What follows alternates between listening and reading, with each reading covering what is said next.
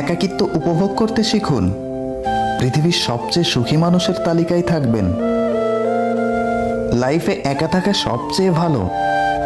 একা থাকলে না কারো জন্য অপেক্ষা, না কারো জন্য কষ্ট, না অবহেলা অপমান সহ্য করতে হয়।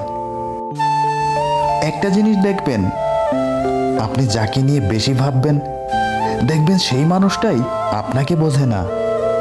তাই একা থাকুন, না হলে আপনাকে যে চাই, যে বোঝে তাকে ভালোবাসেন, আর যে বোঝে না তার থেকে কষ্ট না পেয়ে দূরে থাকেন। কাউকে ভালোবেসে কষ্টকে আপন করে নেয়ার থেকে একাকিত্বকে আপন করে নেয়া অনেক ভালো। আমি স্বীকার করি যে একাকিত্ব খুব যন্ত্রণা দেয়, কিন্তু আপনাকেও এটা মানতে হবে যে কাউকে ভালোবেসে কষ্ট পেলে বেঁচে থাকাটাই কঠিন হয়ে যায়।